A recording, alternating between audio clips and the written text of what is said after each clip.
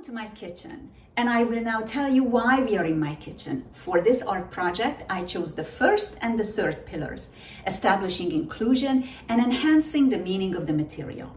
Why did I choose these two pillars? I chose them because this is where I feel I need to improve the most, and because these two pillars are connected to each other.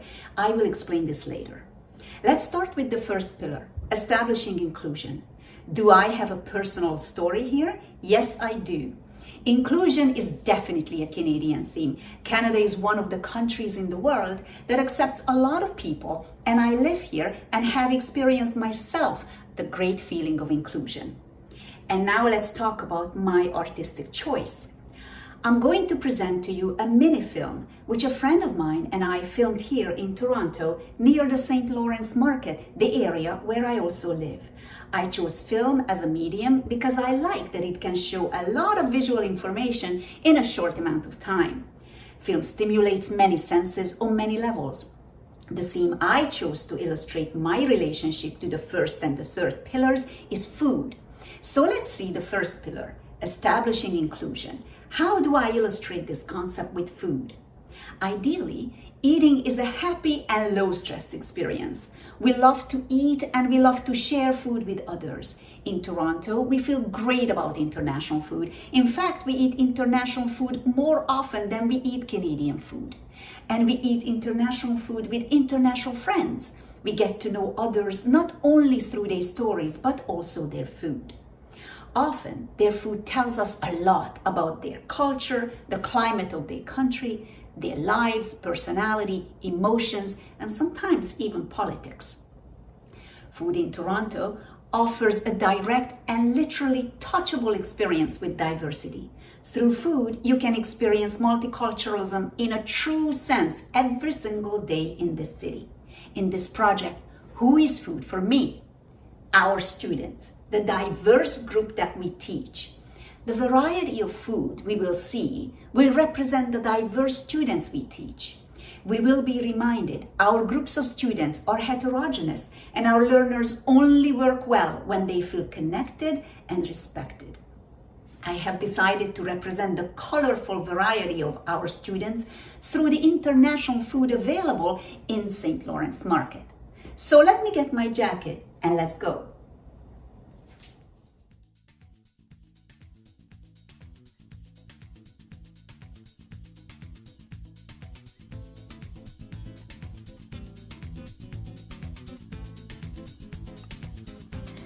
The St. Lawrence Market.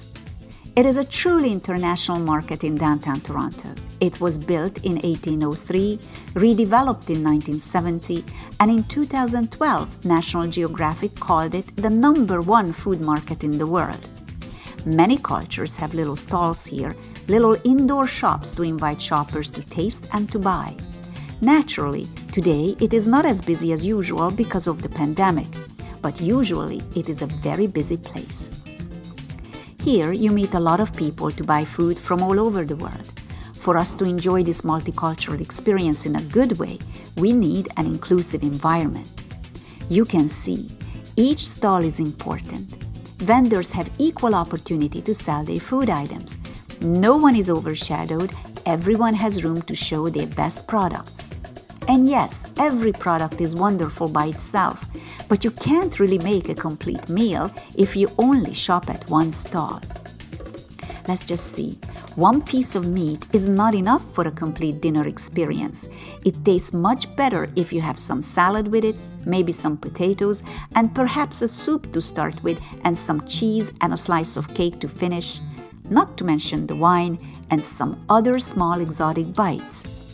You need many different food items, and for that, many different vendors for a nice gastronomic result.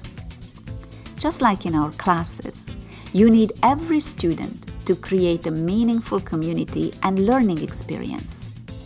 For all this diversity to work in the market, we need a large space, an inclusive environment that is friendly, but also has rules.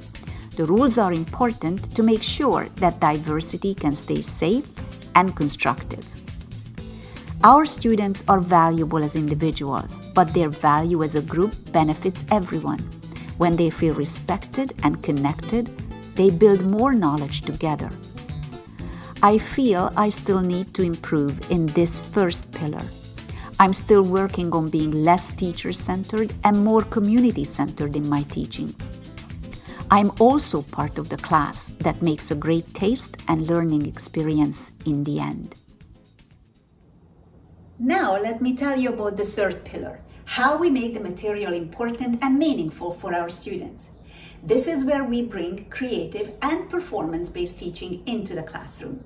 But no creative techniques really work if we don't have a friendly, supportive, and inclusive environment, not only for our students who need to open up and show their personalities, but also for us instructors, because we too need courage and confidence to design creative techniques for our students. During my career, I often battled and occasionally still battle with this anxiety. Are my activities too childish? Are they too playful? Do I still maintain the integrity of the material? Are my activities interesting enough? What will my students think? I feel these anxieties less and less these days.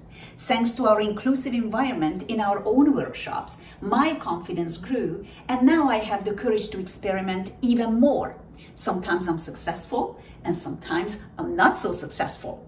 But if we don't experiment with creative and unusual techniques, we will never develop our own beautiful identities as instructors. Although I still need to improve in this pillar myself, my advice to us is, let's have the courage to experiment with creative teaching techniques and not feel bad or anxious about it. Some techniques sound strange at first, just like some of the food in St. Lawrence Market. There are foods we don't like instantly, or we shy away from some of the food because we never heard of them. We are afraid to taste them. We don't know what will happen when we will take the first bite.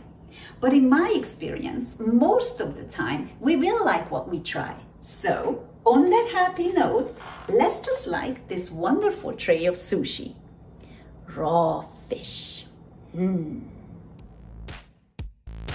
Toronto is a great city, and it has many colors and cultures. It would not work if it were not inclusive. It would not work if we were not experimenting with new things.